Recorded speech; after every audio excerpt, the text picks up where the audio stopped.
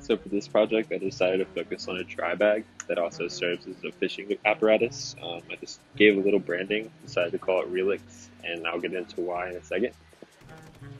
So we all started off the project in the same way. I went camping with Carly and Ezra and immediately almost fell addicted to the idea of catching a fish without actually having a fishing rod. Then once I got back, I did a little added research on the market and found that on average annually there's $21.1 billion spent on fishing equipment.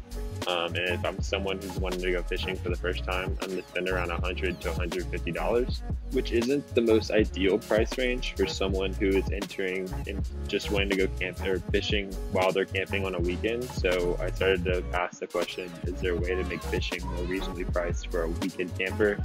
And did a couple exercises like can fishing, can line fishing, and spear fishing to kind of analyze it. And that led me to the overall design goal of designing a dry bag that can be used for storage on camping trips, but can also double as a fishing device for novice anglers. We'll get into what that looks like as we go along.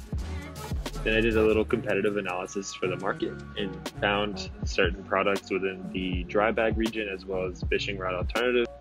And you can kind of see that some of the things people value in dry bags are just a lot of storage in terms of zippers as well as the overall compartment space. And that it can compress and store it itself very easily. And then in terms of fishing rod alternates, I was just looking at fun things that people can use. So you'll see in the bottom left a little flip reel that's like a hand fishing line that's fun. And then the bottom right is kind of what inspired this project, and that it's something that is used by kids so they don't have to cast, but as an adult, it's not really acceptable. So I was looking for something that could be like the adult version of this. And that brings me to my mood board, which we start with my intersection for architecture, and that was a suspension bridge that is planned to be built by 2022 for the Winter Olympics in China. It's actually inspired by DNA helix structure as well as the 5 Olympic rings. Other things I looked at were making this bag more modern as well as earthy, trying to combine those two and try to make something that looks like it belongs in the market, but as well as it feels like it represents the nature in which the market it will serve, as in fishing. And then finally, I looked at trying to make it collapsible in terms of it's going to have to collapse to give it more structure and become a fishing reel. So just a lot of camping equipment does that now in terms of storage sake, so looking to do that here as well. So then I started sketching, first thinking about the functioning, like how am I going to make a bag that also can serve as a rod, to which you can see in the top left, I started off with this bag that had this frame, and the frame would be used to kind of use or work as a rod. But then I started introducing the helix idea, and I found that it kind of worked perfectly if you think like an accordion almost, if you twist your hands as you compress. That's kind of the movement that I was going for, which you might see which is on my mood board, those photography light like shade things or reflectors, and then also pug goals in soccer.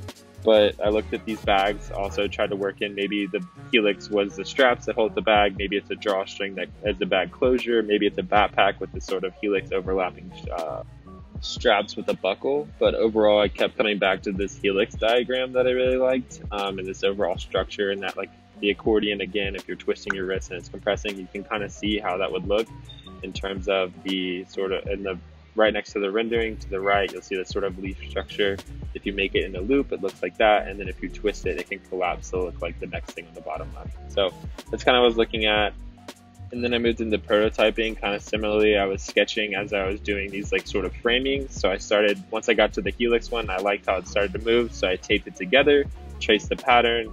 I made the bag from it, and I wanted it to be higher, so I used masking tape to kind of extend the height, and then used a roll down to pick however size I wanted to, cut that out, and got my pattern, to which I simplified to make what you'll see on the left. The next, like the newer version, which is a simplified just sphere or cylinder, but inside that cylinder sits the framing, to which still collapses, which you can see very nicely there. And so then I traced where the frame would go, and kind of you can see myself cutting out the pattern, and then I used Bemis and the frame or the reed to make this sort of or just put Bemis down on the pattern to make this sort of decoration on the inside that also serves as a framing that helps allow it to collapse easily. And so you can see the final rendering in terms of after I finished prototyping in this phase, I have a couple more sketches in terms of this is where I wanted to go. So that's the bottom right. So that leads us to how is this going to work. So the sort of step-by-step process of the bag and becoming a reel, you'll see it on the left and it'll have sort of what's going on the right. So what will happen is the bag will open up, you'll close it shut by pulling it taut, you'll roll it down, then you'll clip it together and twist downwards, to which you'll then clip the clamp, 3D printed clamp that I made, and then it shows you how it kind of comes back up. So what this does is it allows it to serve as a bag, but when you need it to have structure, you can twist it down and make it into a rod. So that's kind of where the helix comes into play, and that's kind of there allowing that to happen. But as well as overall, it just kind of is a cool functioning system that makes the bag something more than just a bag sitting in front of you. It has movement, it's fun. So with that, I'm going to move into some video of the final product working in nature, I guess, and then I'll come back and show some pictures of the final project, and that'll be it.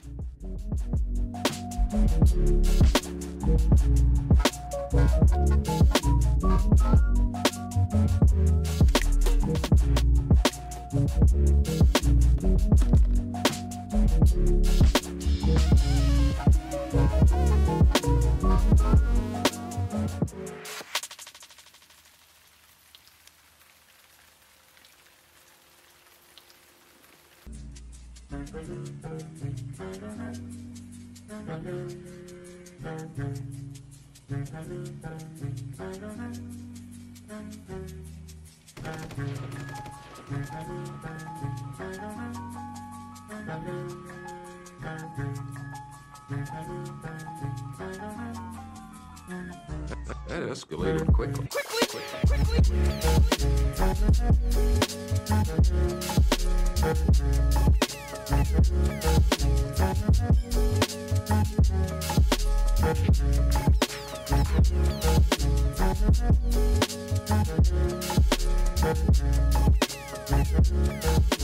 So my bag's all squunched up, bobber's in the water, officially fishing.